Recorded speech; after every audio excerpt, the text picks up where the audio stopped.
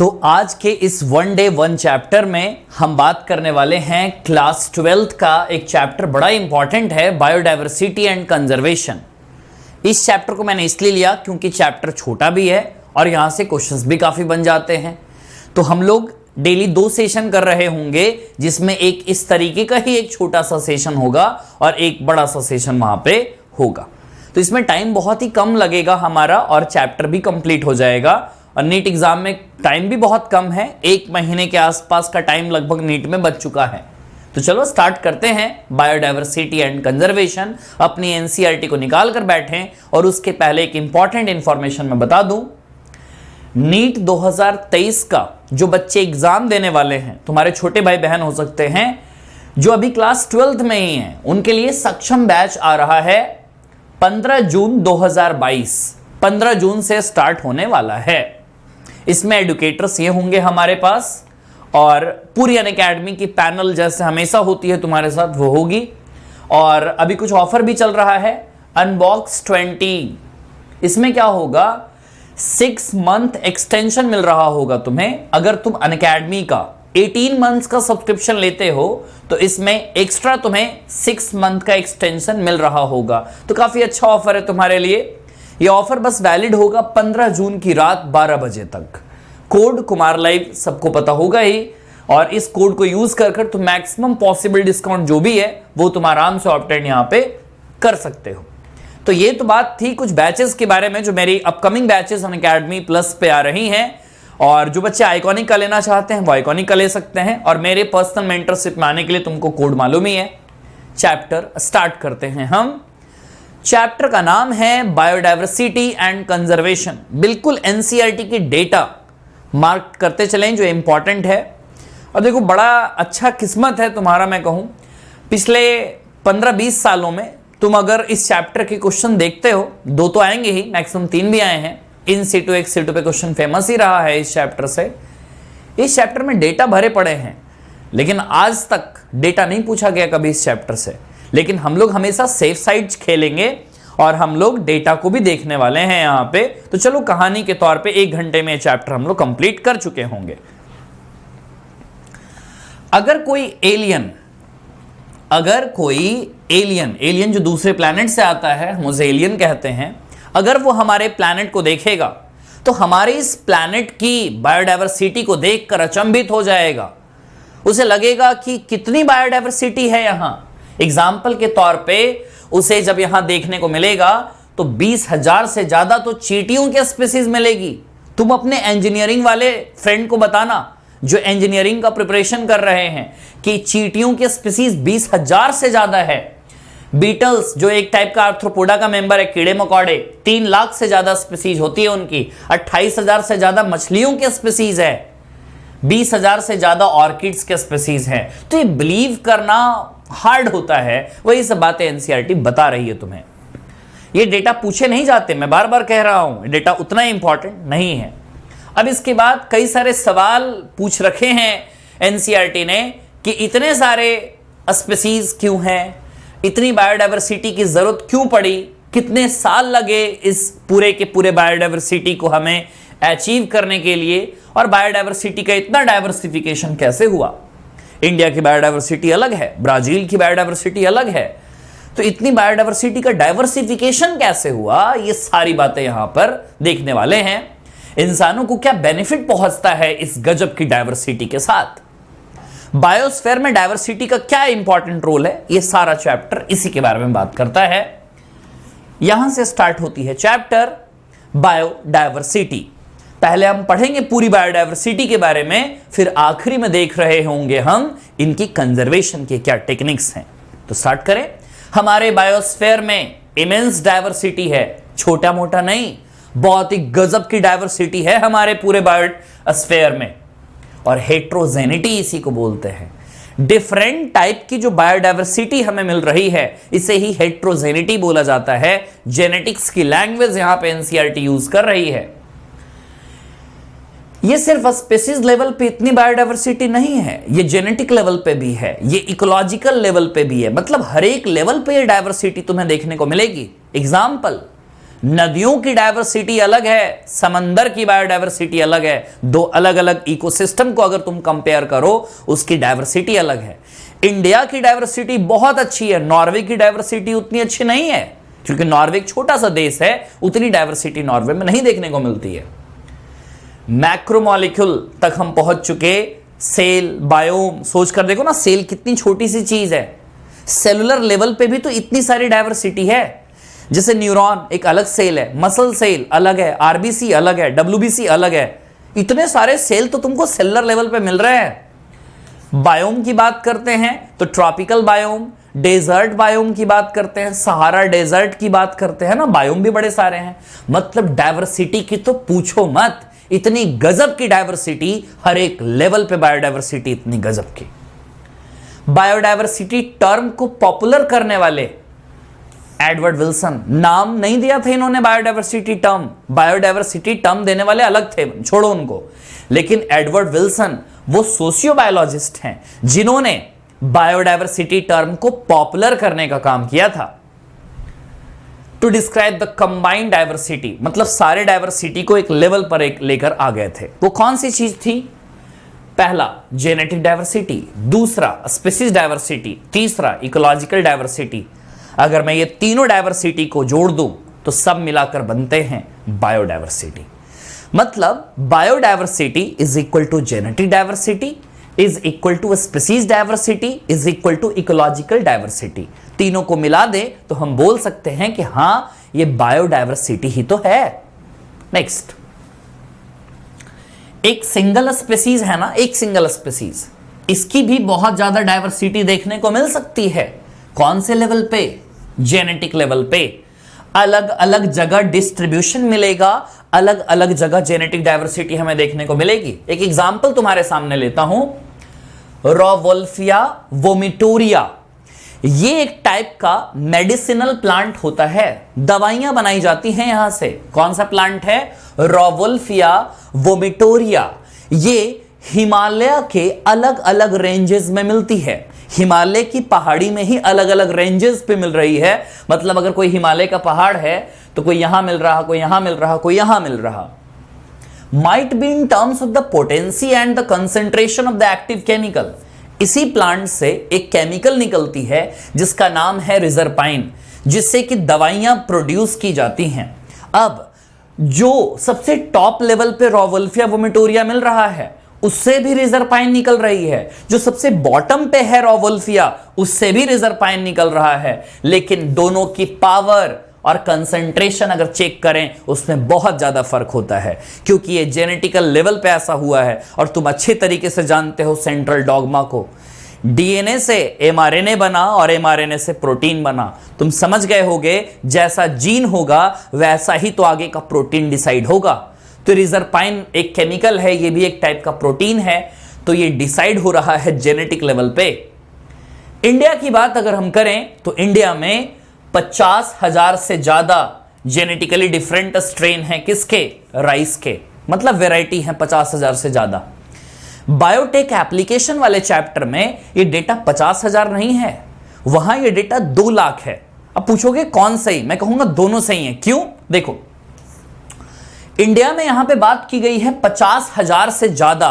50,000 से ज्यादा 1 लाख भी हो सकता है, 2 लाख भी हो सकता है। तो यहां डेटा 50,000 से ज्यादा है और वहां टोटल 2 लाख राइस की वैरायटीज के बारे में जिक्र है।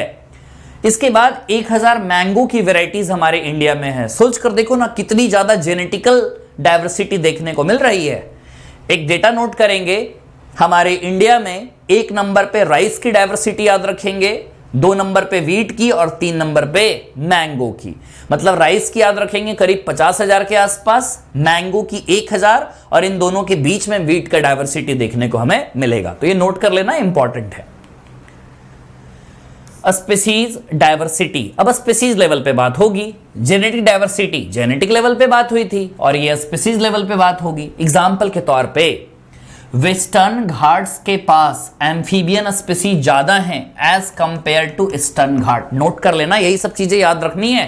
ये लाइन रिपीट हुआ है एग्जाम में। वेस्टर्न घाट्स के पास, वेस्टर्न घाट और ईस्टर्न घाट तुम्हें देखने को मिलेगा भारत के नक्शे में। भारत के नक्शे में जब दोनों घाट्स को देखोगे तो तुम्हें पता लगेगा कि जो एम्फीबियन के स्पीसीज है ना, जैसे फ्रॉग वगैरह अगर तुम देखोगे तो वेस्टर्न घाट्स पे ज्यादा मिलेंगे as compare to eastern Ghats. Ecological diversity की बात होगी तो इकोसिस्टम लेवल पे, स्पीसीज डाइवर्सिटी स्पीसीज लेवल पे, इकोलॉजिकल डाइवर्सिटी इकोसिस्टम के लेवल पे। दो देश की तुलना की गई है, इंडिया की और नॉर्वे की।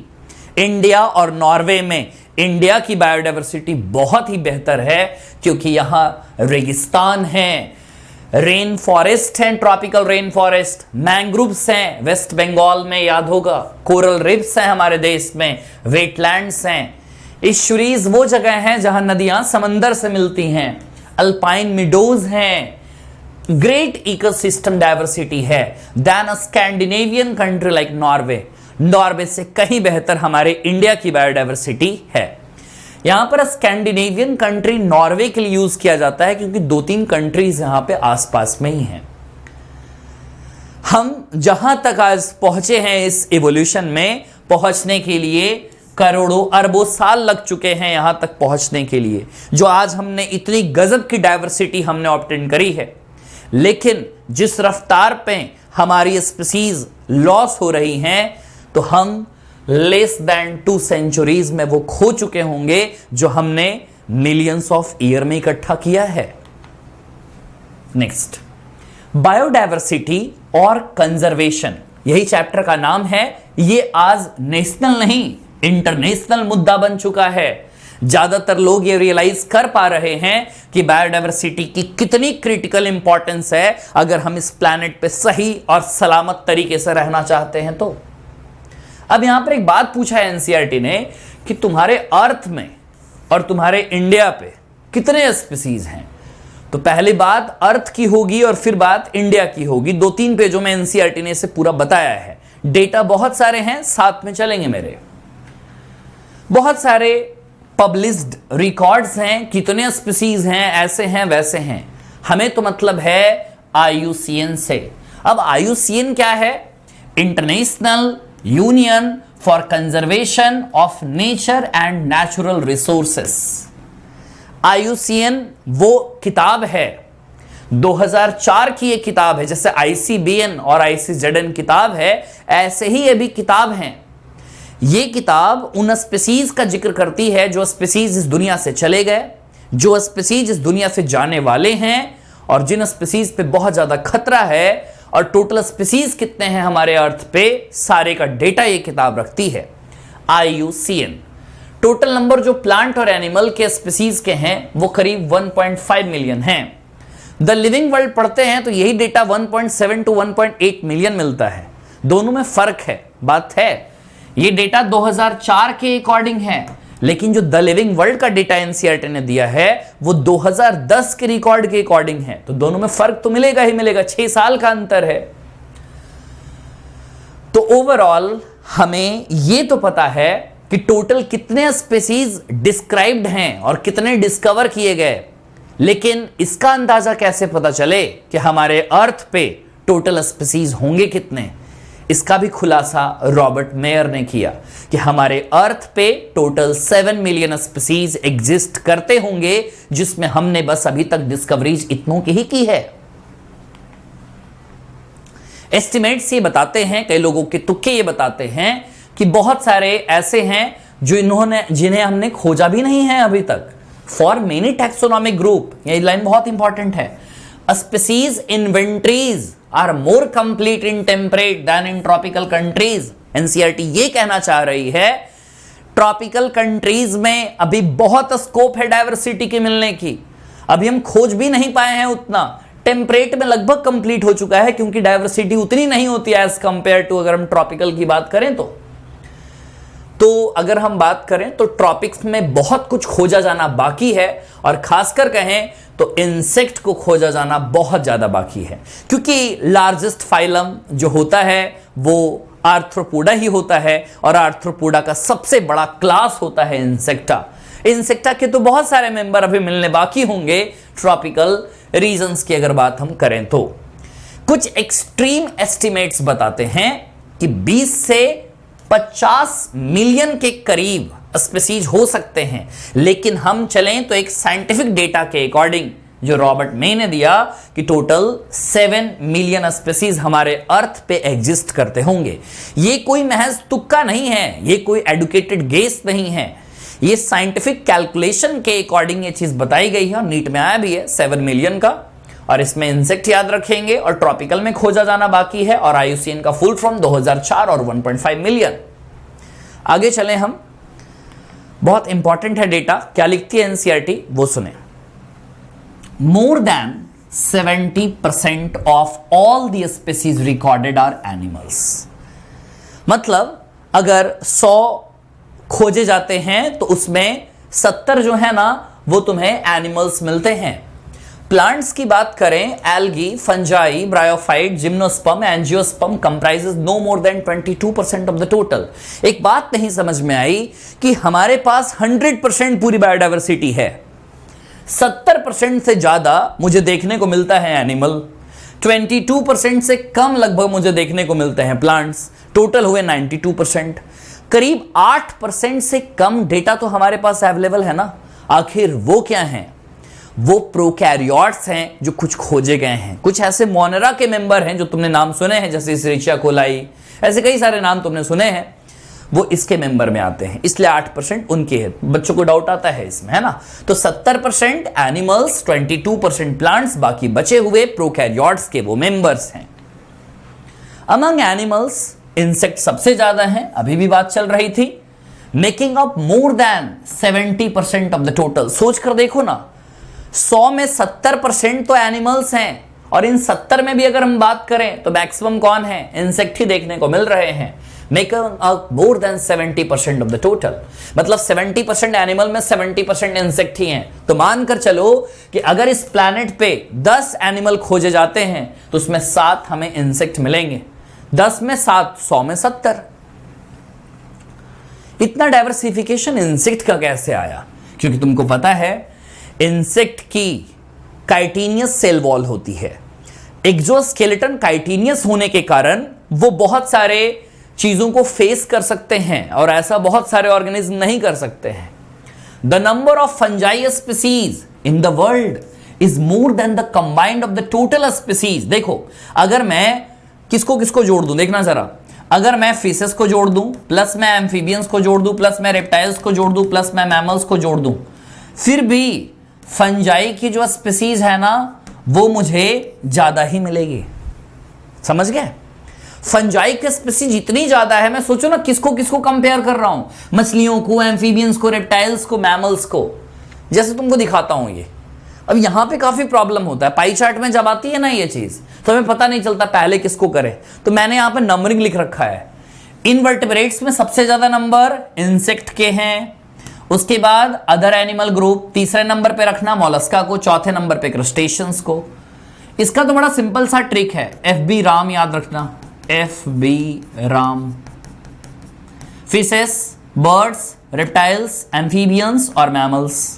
प्लांट्स में काफी दिक्कत होती है, तो एंजियोस्पर्म को 1 नंबर पे रखना, 2 नंबर पे फंजाई को रखना, 3 नंबर पे एल्गी को, 4 नंबर पे मॉसेस को, 5 नंबर पे फर्न्स एंड एलीज को। एलीज जिम्नोस्पर्म के मेंबर होते हैं, और 6 नंबर पे लाइकेंस को रखना। तो इनवर्टेब्रेट्स, वर्टेब्रेट्स और प्लांट्स का ये पाई चार्ट बहुत इंपॉर्टेंट है। नीट में इनवर्टेब्रेट्स का आ चुका है, 2014 का क्वेश्चन है, ये दोनों अभी भी बचे हुए हैं।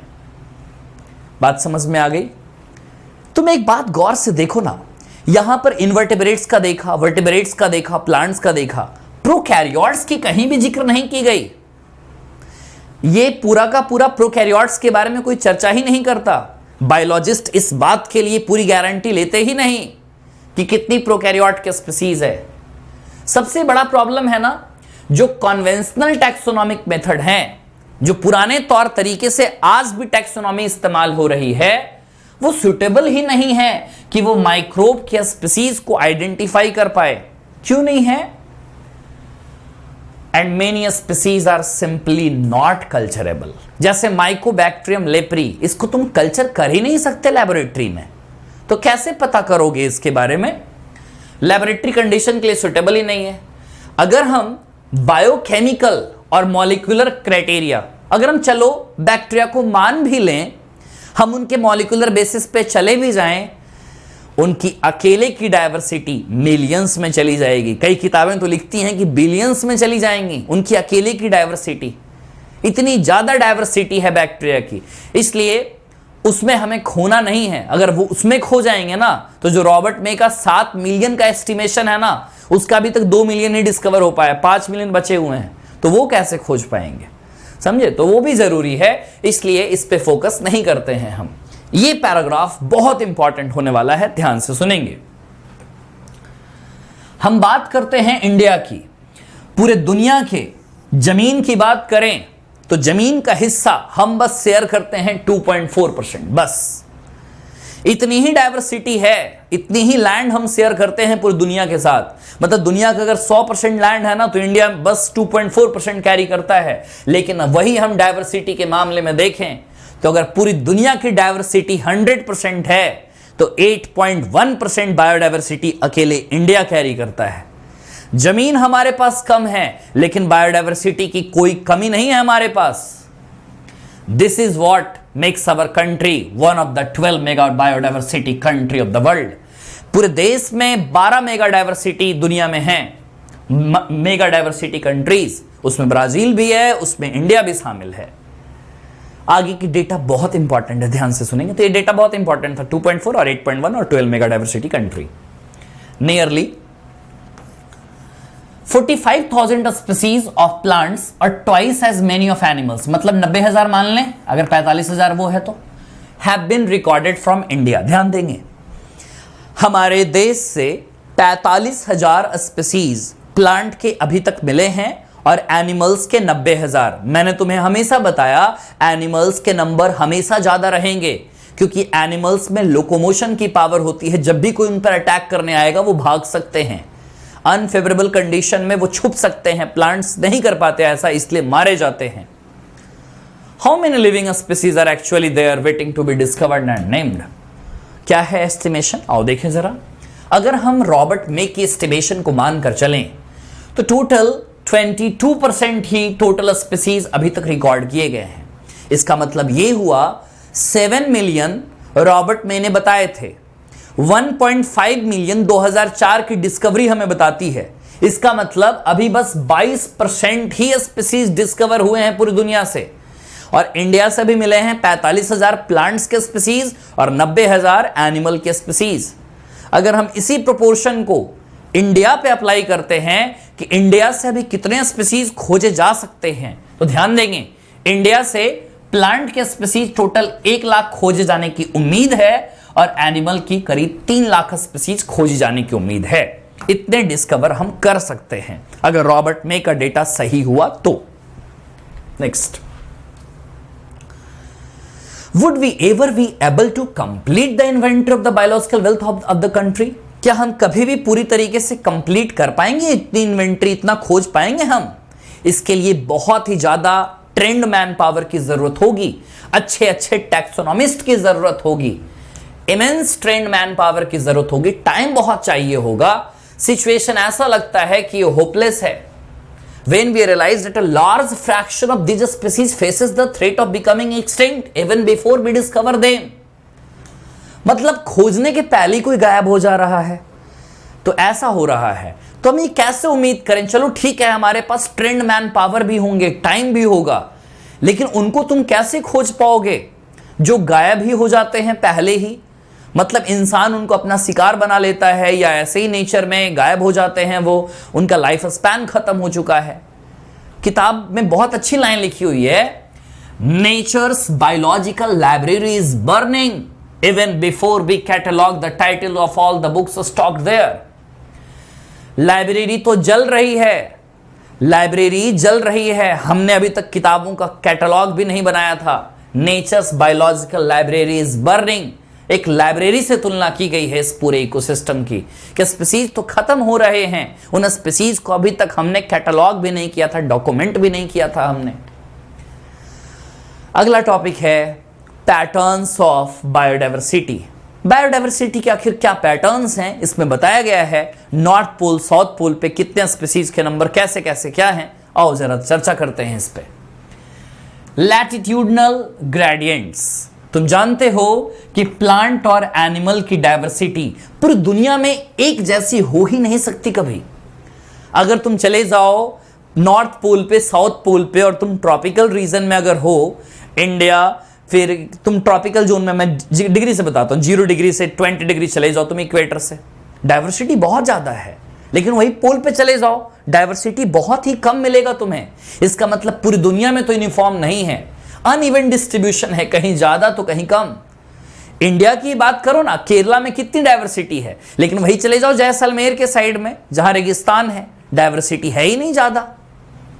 For many group of animals और plants there are interesting patterns in diversity. सबसे वेल नोन जो है वो है लैटिट्यूडनल ग्रेडियंट्स। सबसे पहले तो मैं लैटिट्यूड का मतलब मैं बता दूं, दो चीजें होती हैं, एक होता है लैटिट्यूड और एक होता है ऑल्टीट्यूड। जब हम इक्वेटर से पोल की तरफ जाते हैं 0 डिग्री, 20 डिग्री, 40 डिग्री, 60 डिग्री, तो इसे हम कहते हैं latitude.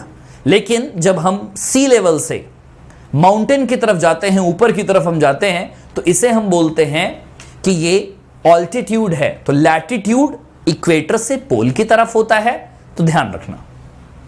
In general a species diversity decreases as we move away from the equator toward the pole। Equator से पोल की तरफ जाओगे, पोल की तरफ तो वही अंटार्कटिक, आर्कटिक वगैरह है, वहां बर्फ ही बर्फ है, पेंगुइन वगैरह मिलते हैं, डायवर्सिटी बहुत ही कम है, पोलर बियर वगैरह है, विद वेरी फ्यू एक्सेप्शंस।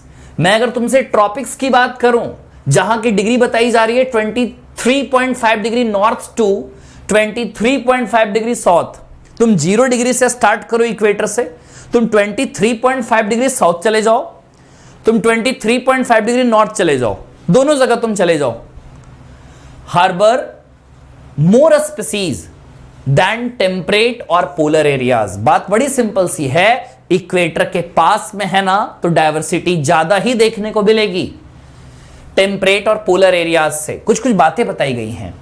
एक देश है जिसका नाम है कोलंबिया, इक्वेटर के पास आता है, खुद ही बताओ डायवर्सिटी ज्यादा या कम? ज्यादा ही रहेगी।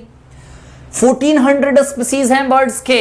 लेकिन वही न्यूयॉर्क की बात करें, जो 0 डिग्री से सोचो ना कितना दूर है, तो जो जितना दूर जाएगा वहां डायवर्सिटी तो उतना कम रहेगी। तो 41 डिग्री पे आता है ये, 105 स्पीसीज हैं बस यहां। ग्रीनलैंड जो 71 डिग्री पे आता है वहां और कम होंगे, 56 स्पीसीज ओनली। इंडिया जो लगभग इसका ज्यादातर लैंड ट्रॉपिकल लैटिट्यूड पे आता है, तभी तो हमारे देश में 1200 स्पीसीज मिलती हैं बर्ड्स की। तो क्या इक्वेटर के पास डायवर्सिटी बहुत ज्यादा है और हम इक्वेटर से पोल की तरफ जा रहे हैं, चाहे नॉर्थ पोल पे जाओ चाहे साउथ पोल पे जाओ, डायवर्सिटी जो है ना वो हमेशा कम ही होनी है तुम्हारी। एक फॉरेस्ट है ट्रॉपिकल रीजन में, जैसे इक्वाडोर एक जगह है, वहां एक फॉरेस्ट है। अब देखना जरा ध्यान से, एक फॉरेस्ट की तुलना की गई है ट्रॉपिकल रीजन मतलब इक्वाडोर की, और एक फॉरेस्ट है टेम्परेट रीजन में, मिडवेस्ट ऑफ द यूएसए में। टेम्परेट रीजन तो बताओ खुद ही कहां होगा ज्यादा? इक्वाडोर में ज्यादा होगा ना, क्योंकि वो तो ट्रॉपिकल रीजन में आ रहा है। 10 टाइम्स स्पीसीज ज्यादा हैं किसके? Vascular plants. वेस्क्यूलर प्लांट्स बोलते ही दिमाग में आनी चाहिए टेरिडो, जिम्नो और एंजियो की बात चल रही होगी, क्योंकि दुनिया के पहले वेस्क्यूलर प्लांट तो वही हैं। अब बात की गई है अमेजॉन रेन फॉरेस्ट के बारे में। अमेजॉन रेन फॉरेस्ट पहले है कहां? साउथ अमेरिका में। बायोडायवर्सिटी तो गजब की है, देखो ना, 40,000 से ज्यादा स्पीसीज तो प्लांट के हैं यहां, 3,000 से ज्यादा मछलियों की, 1,300 से ज्यादा बर्ड्स की, 427 से ज्यादा मैमल्स की, 427 एम्फीबियंस की भी, 378 रेप्टाइल्स की, और 1,25,000 से ज्यादा इनवर्टेब्रेट्स की। ये डेटा हमसे कभी आज तक एग्जाम में नहीं पूछा गया। कभी लगे कि हां देखने का मन है तो डेटा देख लेना, एग्जाम में नहीं आएगा। साइंटिस्ट एक अनुमान लगाते हैं कि इन रेन फॉरेस्ट में, अमेजॉन रेन फॉरेस्ट में एटलीस्ट 2 मिलियन इंसेक्ट स्पीसीज अभी भी खोजे जाने बाकी हैं। सोच कर देखो ना, 2 मिलियन इंसेक्ट तो अकेले यहां मिलने वाला है।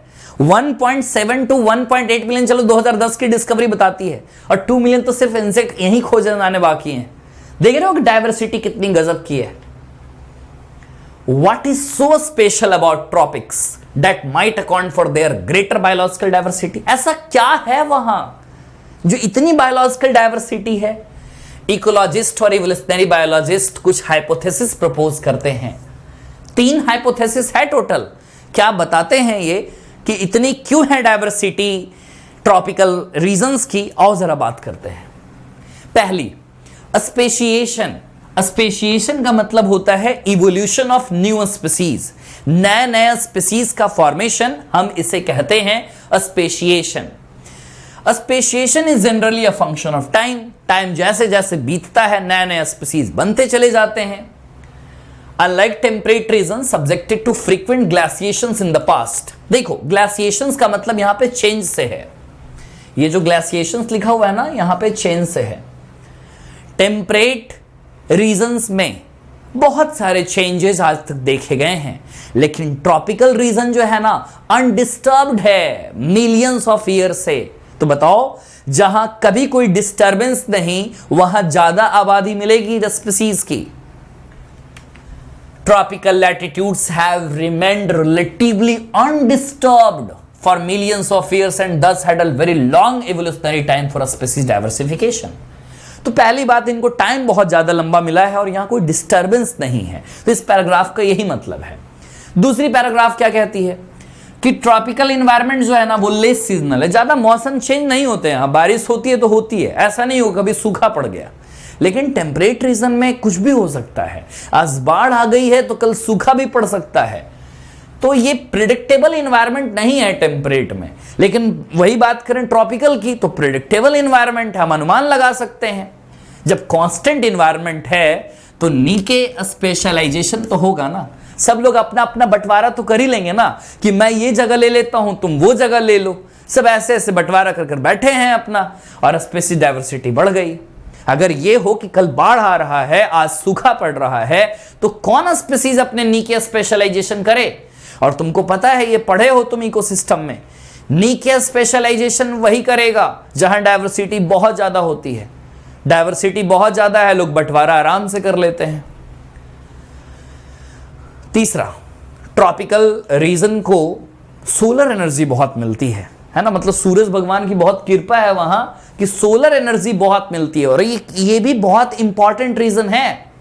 सोलर एनर्जी ज्यादा होने के कारण वहां की बायोडाइवर्सिटी बहुत ज्यादा है। हायर प्रोडक्टिविटी उसी के कारण है। और जहां प्रोडक्टिविटी ज्यादा, वहां डाइवर्सिटी कौन रोक सकता है ना। अगला टॉपिक है स्पीसीज एरिया रिलेशनशिप। ये टॉपिक बहुत इंपॉर्टेंट है, मेरे साथ साथ चलेंगे, मजा आ रहा होगा टॉपिक में। चलते हैं हम लोग आगे। स्पीसीज एरिया रिलेशनशिप देने वाले कौन थे? साइंटिस्ट का नाम था अलेक्जेंडर वॉन हम्बोल्ट। ये क्या थे? जर्मन नेचुरलिस्ट थे और जियोग्राफर थे। आखिर इन्होंने कौन से जंगल को एक्सप्लोर किया था? तो साउथ अमेरिकन जंगल को इन्होंने एक्सप्लोर किया था।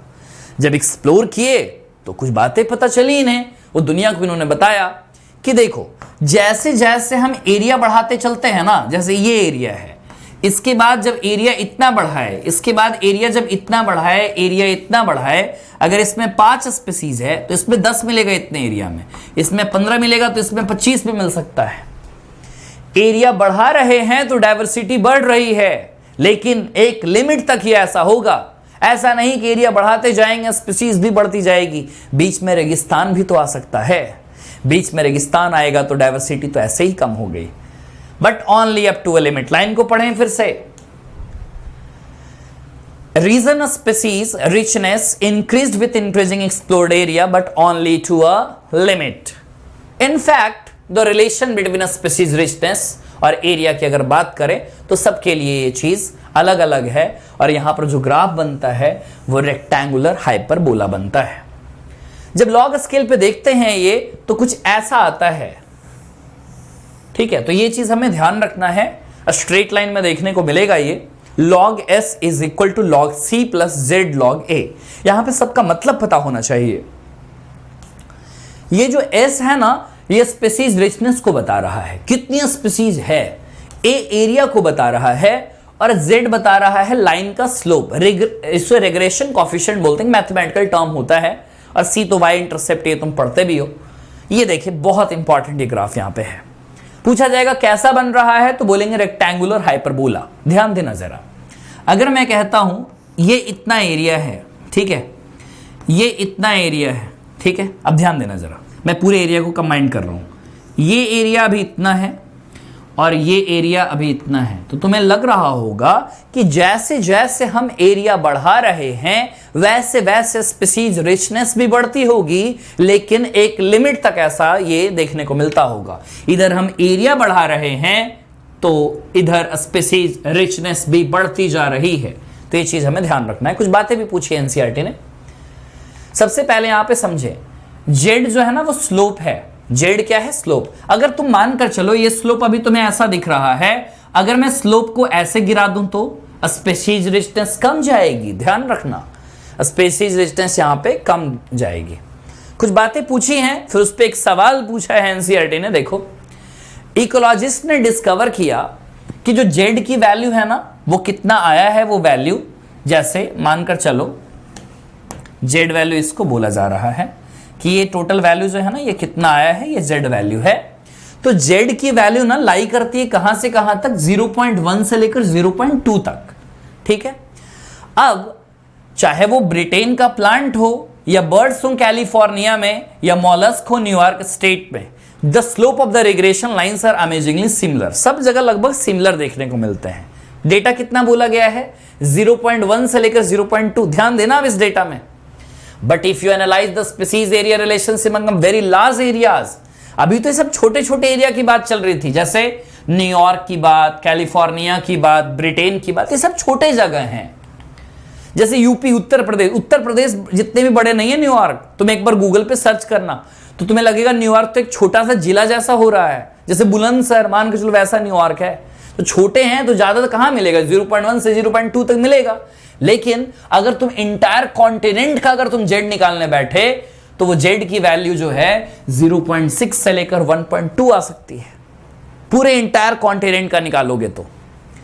फॉर एग्जाम्पल जैसे फ्रूगीवोरस जो फ्रूट खाते हैं बर्ड्स, और मैमल्स जो ट्रॉपिकल फॉरेस्ट में रहते हैं, स्लोप इनका आता है 1.15। अब एक बात आती है यहां पे कि ऐसे कैसे, जो ट्रॉपिकल रेन फॉरेस्ट हैं वहां पे 1.15 ही आप बोल रहे हो, 1.15 कैसे आएगा? वो भी आप बात कर रहे हो यहां पे सिर्फ और सिर्फ बर्ड्स का और मैमल्स का बात कर रहे हो। ध्यान देना, पूरे ट्रॉपिकल रीजन का निकालने चल बैठे ना अगर ट्रॉपिकल फॉरेस्ट के एक एक स्पीसीज का, जैसे जैसे एरिया बढ़ रहा है। यहां तो हमने बस 2 एग्जांपल लिया है, एक तो लिया है बर्ड्स का और एक लिया है मैमल्स का। पूरी बायोडायवर्सिटी को निकालने चले ना हम तो पूरी बायोडायवर्सिटी की जेड की वैल्यू बहुत ज्यादा बढ़ जाएगी। जब 2 को लिया यहां पे बर्ड्स को और मैमल्स को, तब जाकर जेड वैल्यू पहुंच चुकी है 1.15। और जब और भी चीजें इंक्लूड करेंगे तो ये जेड की वैल्यू कम नहीं और बढ़ती चली जाएगी। अब यहां पर बोला गया, ध्यान देना, what do a steeper slope means in this context. ध्यान देना, यहां पे मैंने एक स्लोप ऐसा बनाया, एक स्लोप ऐसा बनाया और एक स्लोप ऐसा बनाया। ये ए है, ये बी है, ये सी है, चलो एक और मैंने ऐसा बनाया, डी है। सबसे ज्यादा स्टीपर कौन है? स्टीपर कहने का मतलब ना, बॉल तुम डालो और बॉल जल्दी से किस में गिर जाए। मुझे तो लगता है बॉल अगर मैं रखूंगा ना तो ए वाले में जल्दी से गिरेगा, मतलब सबसे तीखा ग्राफ तो यही है ना। और सबसे लेट गिरेगा किस में? डी में। तो क्या मैं कह सकता हूं what do steeper slope means in this context? सबसे ज्यादा स्टीपर हो मतलब जेड की वैल्यू सबसे ज्यादा है, सबसे कम स्टीपर हो जेड की वैल्यू बहुत कम है। Larger the explored area more is steepness of the slope. समझ गए होगे? मोर द स्टीपनेस, सबसे ज्यादा स्टीपनेस, ये मतलब इतनी एरिया कवर कर रहा है, मतलब जेड की वैल्यू बहुत ज्यादा। समझ में आ जानी चाहिए, लिख लेना एनसीईआरटी में, larger the explored area more is the steepness of the slope. Clear है यहां तक सारी बातें? अब सुने आगे। The importance of a species diversity to the ecosystem. कोई भी स्पीसीज इकोसिस्टम के लिए इतनी इंपॉर्टेंट क्यों रखता है? Does the number of a species एक किसी भी कम्युनिटी में क्या मैटर करता है कि उस इकोसिस्टम का हेल्दी फंक्शनिंग हो सके? इसका कोई डेफिनेट आंसर अभी तक डिस्कवर नहीं किया गया है। कुछ एग्जांपल्स यहां पर बताई गई है। कहते हैं जिस कम्युनिटी में ज्यादा स्पीसीज मिलेगी वो ज्यादा स्टेबल होगा। बात सिंपल सी है कि अगर स्पीसीज ज्यादा मिलती है तो कोई स्पीसीज की इस दुनिया में जाने से कोई दूसरे स्पीसीज पर असर नहीं पड़ेगा, क्योंकि अपना फूड चेन का हिस्सा वो दूसरे को बना लेगा। लेकिन अगर स्पीसीज ही कम है तो फिर स्टेबिलिटी कैसे रहेगी ज्यादा। अब यहां पर जो पहला फैक्टर बताया जा रहा है वो स्टेबिलिटी का बताया जा रहा, बड़ा इंपॉर्टेंट है। एक स्टेबल कम्युनिटी वही है जो ज्यादा वेरिएशन शो नहीं करता। याद करो ना ट्रॉपिकल रेन फॉरेस्ट को, वेरिएशन नहीं शो करता, वो टेम्परेट करते हैं। ईयर टू ईयर कोई वेरिएशन शो ना करे। अगर इस साल की प्रोडक्टिविटी 1000 टन की है उस कम्युनिटी की, तो अगले साल की प्रोडक्टिविटी भी 1000 के आसपास होनी चाहिए। ऐसा ना हो कि अगले साल की प्रोडक्टिविटी 500 टन हो जाए। It must be either resistant और रिजिलियंट, बहुत इंपॉर्टेंट। अगर हो कोई कम्युनिटी स्टेबिलिटी रखना चाहे तो किसी से रेसिस्टेंट हो जाओ। कोई अगर अटैक करने वाला है तुम्हारे इकोसिस्टम पे तो एक तो रेसिस्टेंट रहो कि अटैक होने ना दो किसी का, चाहे कोई पेस्ट का, चाहे कोई इंसेक्ट का कोई अटैक ना कर सके तुम पे, उस इकोसिस्टम पे। नहीं तो रेजिलियंट बनो। अगर अटैक हो भी गया तो इतनी जल्दी रिकवरी कर लेंगे जिसका कोई मुकाबला नहीं कर सकता। तो चाहे तो रेसिस्टेंट हो जाओ, नहीं तो रेजिलियंट हो जाओ टू अकेजनल डिस्टर्बेंस, जो भी नेचुरल हो, मैनमेड हो, है ना। जो बाहर के स्पीसीज कभी कभी आक्रमण कर देते हैं ना, जैसे हमारे ही देश में देखो ना, वाटर हाइसिंथ आई, आज तक आक्रमण कर कर बैठी है। कोई प्रेडेटर आज तक ऐसा नहीं है जो उसको खाने वाला हो। We don't know how these attributes are linked to a species richness in a community. लेकिन डेविड टिलमैन ये बात बताते हैं। डेविड टिलमैन क्या बात बताते हैं वो सुने। इन्होंने कहा कि अगर डाइवर्सिटी बढ़ाएंगे ना तो प्रोडक्टिविटी बहुत ज्यादा बढ़ जाती है, और बात भी सही थी। तो ओवरऑल इन्होंने देखा कि ज्यादा स्पीसीज थे तो टोटल बायोमास में ज्यादा से ज्यादा चीजें देखने को हमें मिल रही थी। ठीक है, तो ज्यादा वेरिएशन नहीं देखने को मिलता है ना, less year two year variation. लगभग 1000 टन है तो लगभग हर साल ऐसा ही लगभग मिल रहा है। Next, although we may not understand completely how a species richness contributes to the well-being of an ecosystem, तो आओ ना एक कहानी से समझते हैं कि हमारे इंसान को अगर इस प्लैनेट पे सरवाइव करना है तो इकोसिस्टम कितनी जरूरत है स्पीसीज डाइवर्सिटी। अब यहां पर एक बात बताई जा रही है कि हमारी लाइफ की जो क्वालिटी है वो कैसे अफेक्ट होगी अगर मानकर चलते हैं 20,000 चींटियों के स्पीसीज ना होकर अगर 15,000 स्पीसीज हो जाएं। आओ, अगर हम किसी स्पीसीज को लूज कर रहे हैं तो ये कैसे हमारे लिए एक चिंता का विषय हो सकता है। इसको बेहतरीन तरीके से समझाने का काम किया है स्टैनफोर्ड इकोलॉजिस्ट पॉल एलरिक ने। पॉल एलरिक ने एक रिवेट पॉपर हाइपोथेसिस से चीजों को बताया है। रिवेट मतलब नट बोल्ट, पॉपर मतलब खोलकर चुरा लेना, पॉपिंग कहते हैं जिसे। हाइपोथेसिस महज जो एक कल्पना हो जिसका कोई प्रैक्टिकल अप्रोच ना हो। पॉल एलरिक ने क्या बात बताई कि मानकर चलते हैं कि हम किसी एरोप्लेन पर बैठे हैं। एरोप्लेन पर बैठे तो हैं, और एरोप्लेन को उन्होंने कहा कि एरोप्लेन एक इकोसिस्टम है जिसमें उन्होंने कहा कि बहुत सारे लगे हुए हैं, सीट्स लगे हुए हैं एरोप्लेन में, और सारे सीट्स जो है ना वो रिवेट्स से लगे हुए हैं, नट बोल्ट से लगे हुए हैं। तो एरोप्लेन को तो इकोसिस्टम मान रहे हैं वो, और जितने भी रिवेट्स लगे हैं हर एक सीट्स के पास उनको वो स्पीसीज मान रहे हैं। अब ये कहते हैं कि अगर हर एक पैसेंजर जो ट्रैवल कर रहा है इस एरोप्लेन में अगर वो रिवेट को घर लेकर चला जाए तो कोई दिक्कत नहीं होगी फ्लाइट की सेफ्टी पे। अगर सीट में लगे हुए हैं तो कोई दिक्कत नहीं होगी, वहां से रिवेट लेकर चला गया, कोई दिक्कत की बात नहीं है। इनिशियली तो कोई दिक्कत नहीं होगी फ्लाइट सेफ्टी पे, लेकिन ज्यादा से ज्यादा रिवेट्स अगर हटा लिए गए, सोच कर देखो ना, जहां से विंग्स कनेक्टेड हैं, जहां से एरोप्लेन का एक मेजर पार्ट कनेक्टेड है, अगर वही रिवेट्स को हटा लिया जाए तो क्या एरोप्लेन की फंक्शनिंग पे तो दिक्कत आ सकती है ना। वो तो एरोप्लेन को डेंजर में डाल देगा एक दिन। तो वही बात है कि कौन सा रिवेट को हटाया जा रहा है ये सबसे ज्यादा क्रिटिकल है। लॉस ऑफ रिवेट्स जो विंग्स पे हो रहे हैं is obviously a more serious threat to flight safety, और इससे रिवेट्स जो सीट्स वाले हैं, विंडोज वाले हैं, उनसे कोई असर नहीं पड़ेगा। समझे। अब इस पूरे समरी को समझते हैं, यहां पर क्या वो किससे तुलना कर रहे हैं। यहां पे वो एरोप्लेन बोल रहे हैं इकोसिस्टम को, रिवेट्स बोल रहे हैं वो स्पीसीज को। फ्लाइट सेफ्टी की जब वो बात करते हैं तो इकोसिस्टम की प्रॉपर फंक्शनिंग की बात करते हैं। लेकिन जब वो बात करते हैं कि जो मेन रिवेट को हटाया जा रहा है, विंग्स के पास के रिवेट को, वो कीस्टोन स्पीसीज की बात कर रहे हैं। अब बात आती है कि ये कीस्टोन स्पीसीज क्या होता है। जैसे मैं तुमसे बात करूं, अगर जंगल का राजा शेर को अगर जंगल से हटा दिया जाए तो जंगल जंगल नहीं रहेगा, जंगल बंजर होकर रहेगा, क्योंकि हर्बीवोर्स इतने नंबर बढ़ा लेंगे अपने कि अटैक कर बैठेंगे।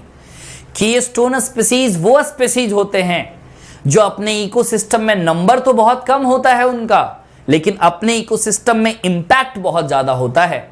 ऐसे होते हैं कीस्टोन स्पीसीज, जैसे जंगल का राजा शेर, ये कीस्टोन स्पीसीज है फॉरेस्ट का। समझे? तो फ्लाइट सेफ्टी की बात यहां पर की, बहुत अच्छे से पॉल रेलरिक ने चीजों को समझाया। अब हम एक बार देखें कि बायोडायवर्सिटी की क्या लॉस हुई है, आखिर हमारे देश ने क्या क्या खोया, हमारी दुनिया ने आखिर क्या क्या खोया आज तक, इसकी बात बताई जा रही है यहां पे। While it is doubtful if any new species are being added, speciation से इस अर्थ ट्रेजरी में हमें मालूम होना चाहिए कि लगातार जो स्पीसीज हैं वो लॉस होते चले जा रहे हैं। जो बायोलॉजिकल वेल्थ है हमारे इस प्लैनेट का, वो रैपिडली डिक्लाइन हो रहा है, और इन सारे के जितने भी नुकसान हो रहे हैं हमारे बायोडायवर्सिटी की, इशारा बस एक तरफ उंगली की उठ रही है, और वो है इंसान की एक्टिविटीज। एग्जाम्पल कुछ हैं, जैसे ट्रॉपिकल पैसिफिक आइलैंड था, उस पे इंसानों ने सोचा कि हम अपनी इंसानी बस्ती बसाएंगे यहां पे। उस इंसानी बस्ती बसाने के चक्कर में 2000 स्पीसीज जो वहां की थी उनको वहां से जाना पड़ा। 2004 की IUCN के रेड लिस्ट डेटा बताती है कि हमने करीब पिछले 500 सालों में 784 स्पीसीज को खोया है। इन 784 स्पीसीज में 338 वर्टेब्रेट्स के हैं, 359 इनवर्टेब्रेट्स के हैं और 87 प्लांट्स के हैं। ये डेटा इंपॉर्टेंट है। पिछले 500 सालों में हमने 784 स्पीसीज खोया है। कुछ एग्जाम्पल हैं रिसेंट एक्सटिंक्शंस के, जैसे हमने डोडो खोया मॉरिशस से, क्वागा खोया अफ्रीका से, थाइलासीन ऑस्ट्रेलिया से, स्टेलर सिकाऊ रशिया से, और 3 सब स्पीसीज हमने खोए हैं टाइगर के, बाली, जावा और कैस्पियन। पिछले 20 साल इस बात की गवाह हैं कि हमने 27 स्पीसीज के डिसअपियरेंस को हमने देखा है। लास्ट 20 ईयर्स अकेले विटनेस करते हैं कि हमने 27 स्पीसीज को खोया है। लगता कम है 27 स्पीसीज, लेकिन फूड चेन का एक बहुत इंपॉर्टेंट हिस्सा हमसे छूट रहा है। केयरफुल एनालिसिस अगर हम रिकॉर्ड्स का करें तो एक्सटिंक्शन जो है वो रैंडम नहीं है। सम ग्रुप्स लाइक एम्फीबियंस सबसे ज्यादा खतरे में है। अगर पूछा जाए वो कौन सा टैक्सोनॉमी का ग्रुप है जो सबसे ज्यादा खतरे में है, तो जवाब होगा एम्फीबियंस का। ये जो सिनेरियो है एक्सटिंक्शन की, ये बहुत ही भयभीत करता है। इतना खराब सिनेरियो है, देख सकते हैं 15,500 स्पीसीज पूरी दुनिया में फैले हैं जो एक्सटिंक्शन का खतरा लेकर बैठे हैं। 12% जो बर्ड्स के स्पीसीज हैं वो खतरे में हैं। मैमल्स के 23% स्पीसीज खतरे में हैं और 32% एम्फीबियन के स्पीसीज खतरे में हैं। तो देख सकते हो सबसे ज्यादा खतरा एम्फीबियंस को ही है। 31% जिम्नोस्पर्म खतरे में हैं। ये वो स्पीसीज हैं जो थ्रेट ऑफ एक्सटिंक्शन झेल रहे हैं, कभी भी गायब हो सकते हैं। मतलब 100% में ये सारा डेटा है कि 100% अगर बर्ड्स है तो उसमें 12% झेल रहे हैं, 100% मैमल्स में 23% है ना, तो ये सब प्रॉब्लम झेल रहे हैं यहां पे। From a study of the history of life on earth, अगर फॉसिल रिकॉर्ड्स को हम अगर देखें तो हम लोग बहुत बार ऐसा हुआ है कि हमने बहुत सारे स्पीसीज को खोया है। ह्यूमन जब इस धरती पे नहीं भी आए थे तो उसके पहले भी हमने ऐसे देखे हैं, विटनेस किए हैं, ताकि स्पीसीज वगैरह जो हैं हमारी दुनिया से गए हैं, वो इंसानों के पहले भी ऐसा हुआ है।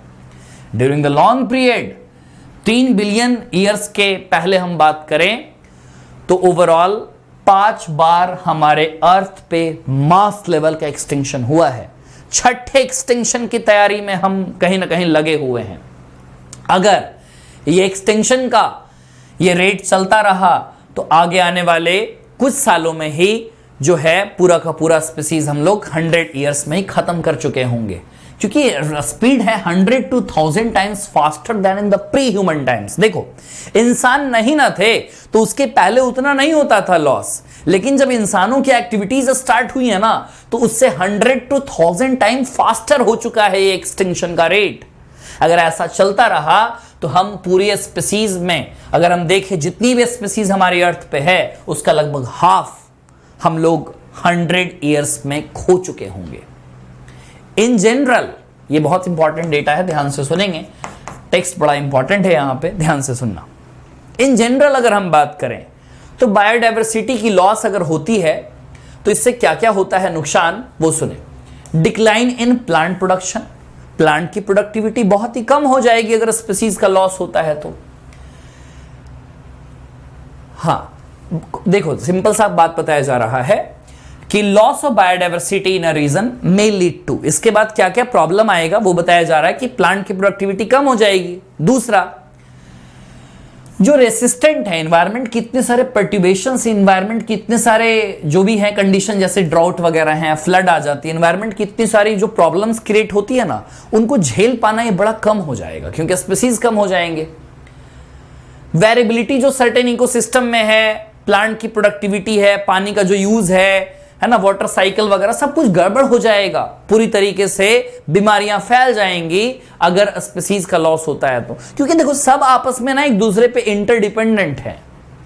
बायोडायवर्सिटी लॉस होने के आखिर क्या कारण है तो हम देखेंगे अगर इसे, तो बायोडायवर्सिटी लॉस की कई सारे रीजन हैं जो ह्यूमन एक्टिविटीज की ही बताती हैं। टोटल कितने काउज हैं, तो टोटल 4 मेन काउज हैं। इन्हें कहा जाता है the evil quartet. Evil quartet को हिंदी में वैसे कहते हैं चंडाल चौकड़ी। एविल क्वार्टेट, 4 बुराइयां हैं टोटल। एक सॉब्रिक्यूट, एक कथन कहा जाता है इनके बारे में कि 4 बुराइयां टोटल हैं। 4 बुराइयों में कौन कौन आती हैं? HOAC। पहला, habitat loss and fragmentation, over exploitation, alien species invasion और को एक्सटिंक्शन। एक एक कर देखें जरा। पहला, हैबिटेट लॉस एंड फ्रेगमेंटेशन। पूछा जाएगा 4, चलो ठीक है, एविल क्वार्टेट में चीजें 4 आती हैं, लेकिन मोस्ट इंपॉर्टेंट कौन है जो एनिमल और प्लांट जिसके चलते एक्सटिंक्ट हो रहे हैं? ये है पहला। अगर घर ही नहीं रहेंगे तो लोग रहेंगे कहां? द मोस्ट ड्रामेटिक एग्जाम्पल जो हैबिटेट लॉस का है ना, वो ट्रॉपिकल रेन फॉरेस्ट से आता है। पहले ट्रॉपिकल रेन फॉरेस्ट पूरे अर्थ के लैंड सरफेस का 14% एरिया को कवर करते थे। आज मैच बस ये 6% पे आ चुका है। सोच कर देखो ना कितनी तेजी में ये डिस्ट्रॉय हो रहा है। जब तुम ये चैप्टर को खत्म कर चुके होगे तो 1000 मोर हेक्टेयर्स जो रेन फॉरेस्ट के हैं वो भी खत्म हो चुके होंगे। बच्चे तो यहां तक कह देते सर चैप्टर पढ़ाना छोड़ो, जंगल बच जाएंगे। द अमेज़न रेन फॉरेस्ट इतना विशाल है, हम इसे प्लैनेट का लंग्स कहते हैं। Harbouring probably millions of species is being cut and cleared. क्यों किया जा रहा है ये? क्योंकि हमें सोयाबीन की खेती करनी है, हमें ग्रासलैंड को कन्वर्ट करना, हमें यहाँ पे ग्रासलैंड करना है। जितने भी जंगल है ना उनको कन्वर्ट करके ग्रासलैंड में कन्वर्ट करना है, ताकि बीफ के कैटल्स, जो बीफ है, गाय का जो मांस है, हम वो ज्यादा से ज्यादा ऑब्टेन कर सकें। इसके लिए जंगलों की कटाई चल रही है। 1000 मोर हेक्टेयर्स इसी के लिए काटे जा रहे हैं। तो इससे सिर्फ प्लांट्स को नुकसान नहीं है, वहां बहुत सारे ऐसे स्पीसीज रह रहे हैं, उनको बहुत ज्यादा नुकसान होता है। यहां पे देखो ना, besides total loss, the degradation of many habitats by pollution also threaten the survival of many species. जब कोई लार्ज हैबिटेट जब छोटे छोटे टुकड़ों में तोड़ दिए जाते हैं, जैसे मान कर चलो कोई जंगल था, बीच में से रोड पास कर दिया तो 2 हिस्सों में तो ऐसे ही बट गए। फिर पता चला कि बीच में से रेलवे ट्रैक को पास कर दिया, तब तो 4-5 हिस्सों में बट गए। तो सोच कर देखो ना, ह्यूमन की एक्टिविटीज के चलते मैमल्स, बर्ड्स, ये सब छोटे जगह पे नहीं रहते, इनकी टेरिटरी बहुत बड़ी होती है। जैसे शेर है, उसको एक छोटे से जगह पे रखोगे तो नहीं अच्छे से वो रह पाएगा। तो बैडली अफेक्टेड हैं, उनकी पॉपुलेशन घट रही है क्योंकि उनको चाहिए लार्ज टेरिटरी, और बीच में तुम डिवीजन कर दे रहे हो, तुमका इनका तो एरिया ही कम हो गया है ना। जंगल का राजा है और पता चला जंगल टोटल 50 सेंटीमीटर में रह रहा है, वो 50 सेंटीमीटर 100 सेंटीमीटर में शेर रह रहा है। सोच कर देखो, जंगल का राजा। तो पहला देखा हमने हैबिटेट लॉस एंड फ्रेगमेंटेशन। दूसरा हम देख रहे हैं ओवर एक्सप्लॉयटेशंस। ओवर एक्सप्लॉयटेशन में क्या बात की जा रही है? तुम जानते हो इंसानों की जो डिपेंडेंसी है नेचर पे, हम वहां से खाना लेते हैं, हम रोटी लेते हैं, मकान वहीं से आती है, सब कुछ वहीं से आती है, लेकिन उसका क्या जब हमारी जरूरतें लालच में बदल जाएं? ऐसा ही तो हुआ है, हम अपने नेचुरल रिसोर्सेज को ओवर एक्सप्लॉइट करते चले जा रहे हैं। बहुत सारे स्पीसीज के एक्सटिंक्शन जो 500 सालों में हुए हैं, जैसे स्टेलर सी काऊ, पैसेंजर पिजन, ये सारे ओवर एक्सप्लॉयटेशन के चलते ही हुए हैं, जो इंसानों ने किया है ये काम। आज के टाइम पे बहुत सारे मरीन फिशेस की पॉपुलेशन जो है वो लगभग खतरे में है, क्योंकि हम कॉमर्शियल लेवल पे उसको सेल कर रहे हैं, लगभग वो खत्म हो रहा है। दूसरा था ओवर एक्सप्लॉयटेशन, पहला था हैबिटेट लॉस एंड फ्रेगमेंटेशन। सबसे इंपॉर्टेंट कौन है? Habitat loss. तीसरा एलियन स्पीसीज इन्वेजन, जब कोई बाहर से आ जाए। बाहर से तरीके दो ही है ना, चाहे तो जानबूझकर आ जाए, चाहे तो डेलिबरेटली जानबूझकर आ जाए, चाहे तो अनइंटेंशनली बिना इरादेवश किसी के साथ आ गया। देखो, जब कोई एलियन स्पीसीज, बाहर का स्पीसीज जानबूझकर या बिना किसी इरादे के वो आ जाता है, तो वो कभी कभी इन्वेसिव हो जाता है, आक्रमण फैला देता है पूरी तरीके से, और हमारे देश के ही स्पीसीज को खतरा पहुंचाता है, जो हमारे देसी स्पीसीज हैं, इंडिजिनियस स्पीसीज। जैसे एक एग्जांपल है नील पर्च की, इसे इंट्रोड्यूस करवाया गया था, मतलब डेलिबरेटली, जानबूझकर। ईस्ट अफ्रीका के लेक विक्टोरिया में नील पर्च को डाला गया।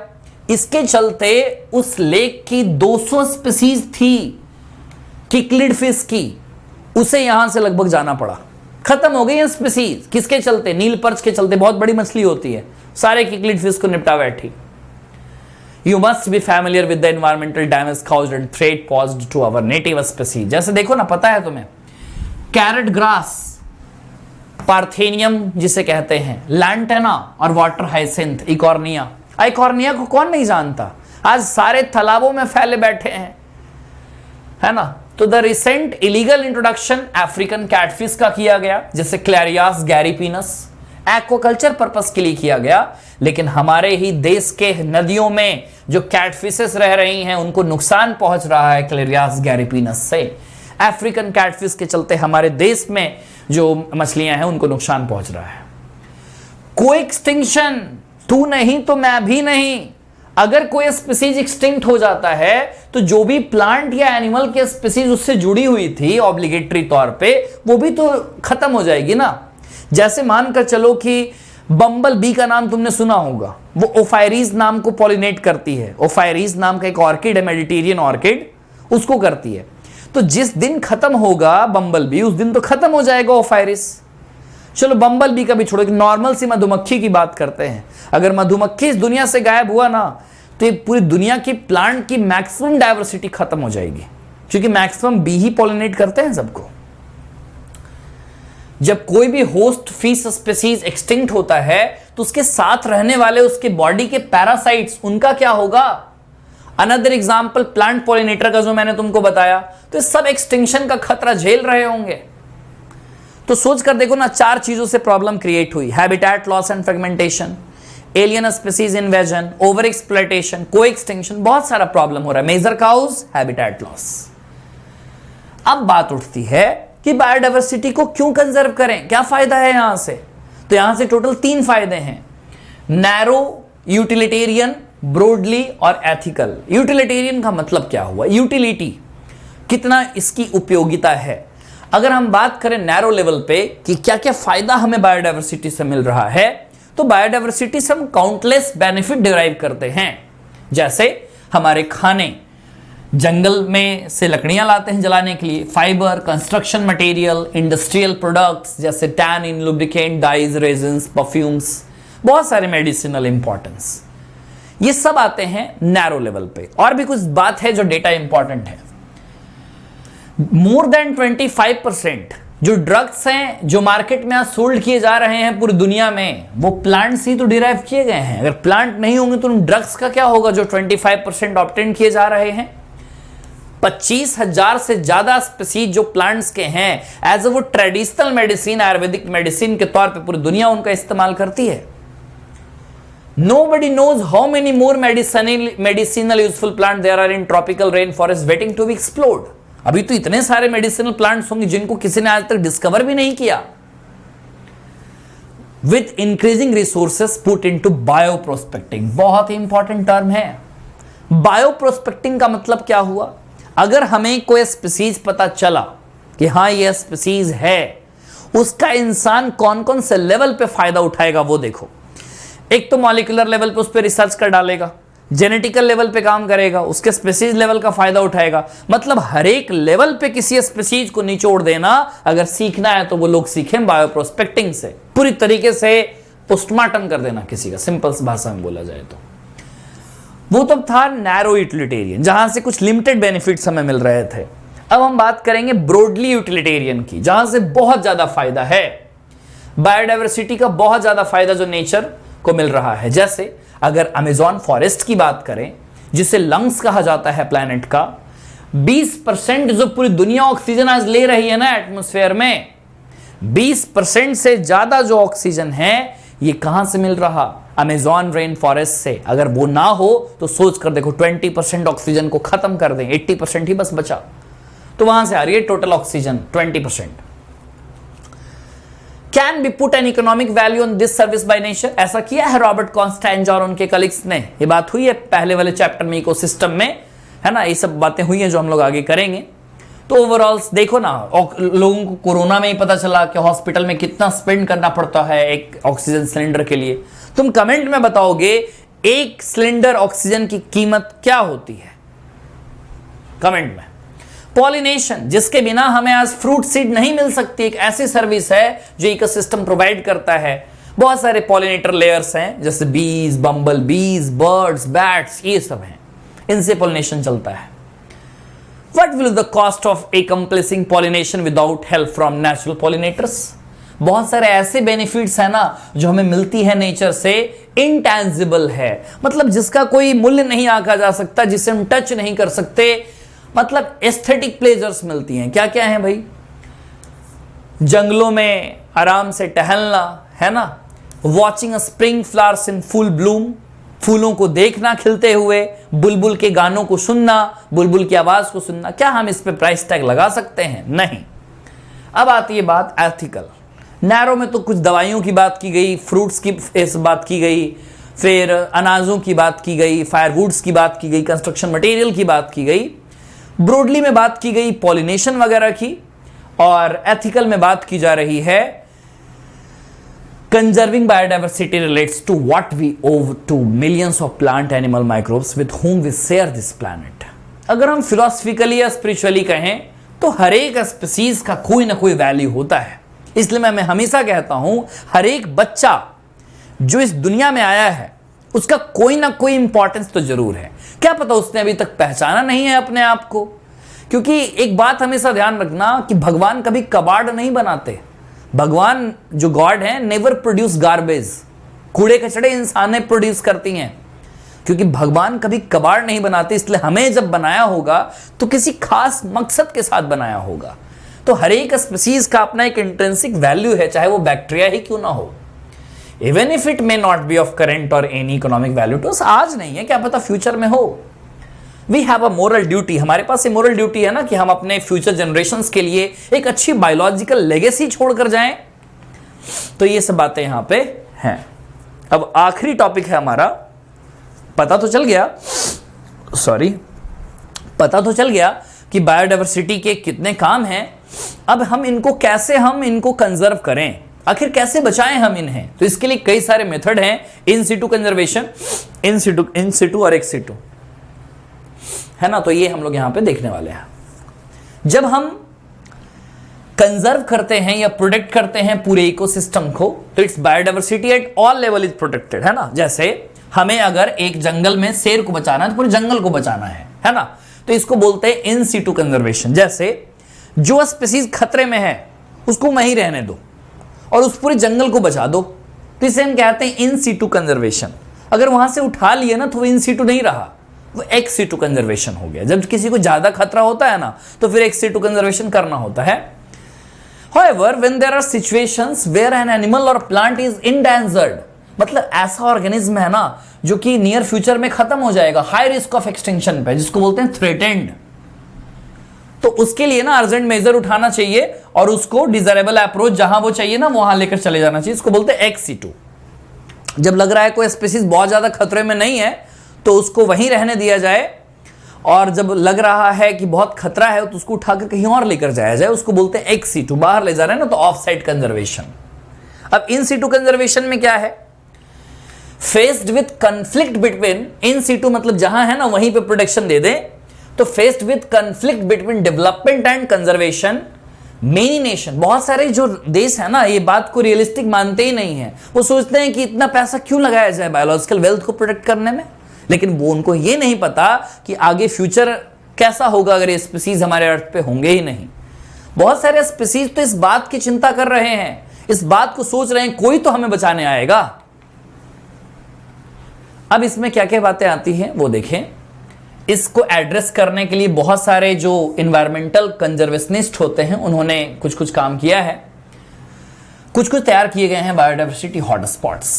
पहले तो 25 थे, आज हमारे देश दुनिया मिलाकर अगर हम बात करें तो टोटल मिलाकर 34 हो चुके हैं। 25 + 9 34 बायोडायवर्सिटी हॉटस्पॉट्स। कौन से रीजन होते हैं, ये वो जगह होते हैं दुनिया के जहां स्पीसीज रिचनेस बहुत ज्यादा, जहां डायवर्सिटी पहले से ही बहुत ज्यादा है।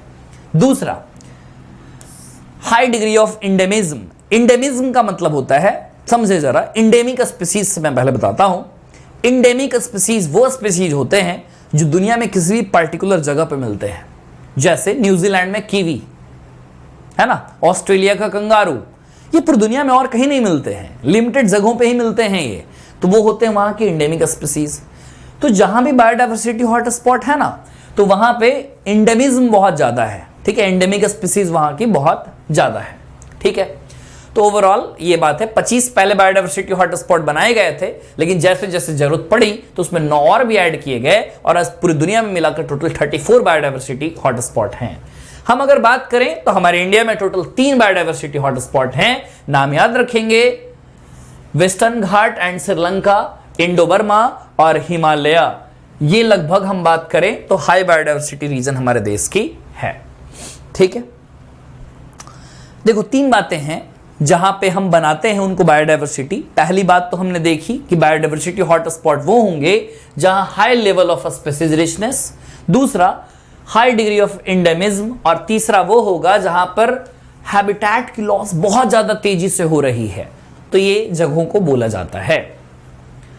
अगर हम बात करें कि बायोडायवर्सिटी की टोटल बात, कि चलो ठीक है 34 हॉटस्पॉट हमने बनाए, तो अर्थ की लैंड एरिया इसमें कितनी गई, तो 2% ही अर्थ की लैंड एरिया गई है, और लगभग जितनी स्पीसीज का लॉस हो रहा था ना, लगभग हमने 30% लॉस को लगभग रोका है, रिड्यूस किया है इतने लॉसेस को। तो ओवरऑल सोच कर देखो ना, लैंड का बस 2% एरिया जाता है और बिल्कुल प्रोटेक्शन मिल जाता है, 30% से हम लॉस को बचा पाते हैं, रिड्यूस कर पाते हैं, तो कितना बेहतर है हमारे लिए। ऐसे हॉटस्पॉट तो और भी बनने चाहिए, और हैं भी 34 तो पुराने डेटा के अकॉर्डिंग है। तो बायोडायवर्सिटी हॉटस्पॉट जो एरिया था उसी को कर दिया प्रोटेक्ट, तो इन सीटू है। ऐसे ही और भी हैं। बायोस्फीयर रिजर्व हमारे देश में टोटल 14 हैं, पुराने डेटा है। 90 नेशनल पार्क हैं और 448 वाइल्ड लाइफ सेंचुरीज हैं हमारे पूरे देश में। ये सब क्या है, बायोस्फीयर रिजर्व जो एरिया है उसी को प्रोटेक्ट कर दिया। नेशनल पार्क भी वही है, वाइल्ड लाइफ सेंचुरीज भी वही हैं। तो national park, wild life sanctuary, सब बायोस्फीयर रिजर्व, हॉटस्पॉट सब किस में आएंगे, इन सीटू में। अब इसमें देखो सैक्रेड ग्रुप्स, जो सैक्रेड ग्रुप्स होते हैं ना वो पवित्र उपवन, पवित्र बाग बगीचे हमारे देश में बहुत ज्यादा लोग सम्मान करते हैं, और ये सही भी है। जैसे पीपल का पेड़, पीपल के पेड़ को जल्दी काटा नहीं जाता, बरगद के पेड़ को जल्दी काटा नहीं जाता, क्योंकि इससे इंसान की आस्था जुड़ी है हमारे देश में। तो in many cultures, tracts of forest were set aside and all the trees and wildlife within were venerated and given total protection. जैसे एग्जाम्पल अगर बात करें, मेघालय की खासी और जयंतिया की पहाड़ियां, राजस्थान की अरावली की पहाड़ियां, वेस्टर्न घाट कर्नाटका, महाराष्ट्र की, और सरगुजा, चंदा और बस्तर, ये मध्य प्रदेश के कुछ एरियाज हैं। बस्तर वगैरह तो छत्तीसगढ़ में अब आता है, पहले मध्य प्रदेश का ही था। मेघालय की अगर बात करें तो यहां पे अभी भी कई सारे ऐसे प्लांट है ना जो पूरी दुनिया में कहीं नहीं तुमको मिलेंगे, और मेघालय में वो तुम्हें मिल जाएंगे। तो ये गजब की बात है ये सब, ठीक है। तो ये सब याद रखेंगे कहां का कौन है। मैच द फॉलोइंग में सैक्रेड ग्रुप्स के नाम पूछे जाते हैं। इसका मतलब टोटल हमने यहां तक कितना देखा, 5 देखा शायद। देखो, पहला हॉट स्पॉट लिख लेना, कौन कौन से आते हैं इन सीटों में, क्वेश्चन यही आएगा। हॉट स्पॉट आया, दूसरा बायोस्फीयर रिजर्व आया, तीसरा नेशनल पार्क आया, चौथा वाइल्ड लाइफ सेंचुरीज आया, पांचवा सैक्रेड ग्रुप आया। इतना याद कर लो ना, काफी है। ये इन सीटों में आए हैं सारे के सारे। अब बात करते हैं एक्स सीटों में। एक्स सीटू कंजर्वेशन में क्या है, ज्यादा डर लगता है उठाकर ले चलो कहीं और। जो भी थ्रेटेंड एनिमल्स और प्लांट्स हैं उनको अपने नेचुरल हैबिटेट से लेकर एक स्पेशल जगह ले जाया जाता है जहां स्पेशल केयर में उनको रखा जाता है। जैसे जूलॉजिकल पार्क, चिड़ियाघर, जहां पे चिड़िया घर में बहुत सारे जानवर वगैरह देखे होंगे तुमने। बोटैनिकल गार्डन्स में प्लांट वहां के नहीं होते, दूसरी जगह से लाए जाते हैं। वाइल्ड लाइफ सफारी पार्क, जहां गाड़ी वगैरह से घूमते हैं, तो ये सब इस पर्पस में आते हैं। Zoological park, botanical garden, wild life safari park. National park पूछे तो वो इन सीटों में, वाइल्ड लाइफ सफारी पार्क पूछे तो एक सीटों में। बहुत सारे जानवर ऐसे हैं जो कि एक्सटिंक्ट हो जाते हैं जंगलों में, लेकिन आज भी वो जूलॉजिकल पार्क्स में तुम्हें देखने को मिल जाएंगे। हाल फिलहाल के सालों में अगर हम बात करें तो एक सीटू कंजर्वेशन का दायरा बहुत ज्यादा बढ़ा है। जैसे कुछ एडवांस टेक्निक आए हैं, जैसे कि गैमेट्स को हम बचा कर रख रहे हैं फर्टाइल कंडीशन में, जिसे बोलते हैं क्रायो प्रिजर्वेशन टेक्निक, है ना। तो इससे हम बहुत सारे गैमेट्स को रख सकते हैं, अंडों को रख सकते हैं, है ना। विट्रो कल्चर में अंडे को फर्टिलाइज करा सकते हैं, टिश्यू कल्चर मेथड वगैरह सब एक सीटू में आता है। सीड्स वगैरह रख सकते हैं सीड बैंक्स में, ये सब एक सीटू का हिस्सा यहां पे है। देखो, मैं तो कहूंगा ना सिंपल सी बात कि तुम इन सीटू याद कर लो, ये 5 एग्जाम्पल, बाकी जितने भी मिल जाएं सब एक सीटू में डाल देना।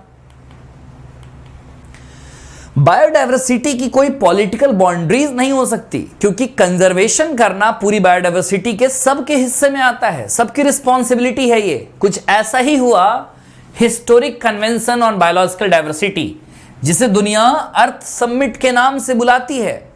ये ब्राजील के रियो डी जेनेरियो में हुआ 1992 में, जहां पे सारे देश को बुलाया गया और कहा गया कि बायोडायवर्सिटी का बहुत नुकसान पहुंच रहा है।